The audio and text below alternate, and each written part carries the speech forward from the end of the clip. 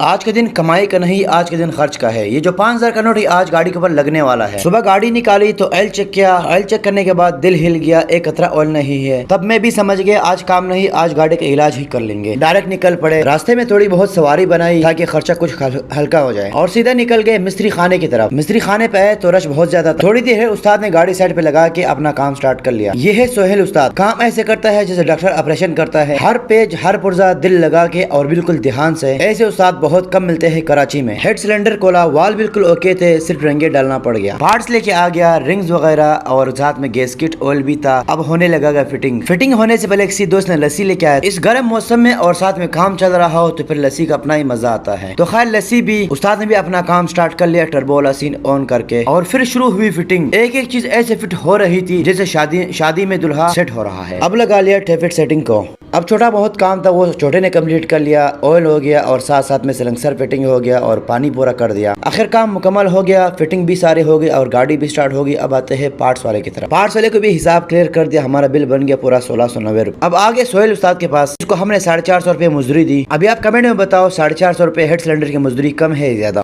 अच्छा, तो फाइनली हमारा काम कंप्लीट हो चुका है रिंग पिस्टन का।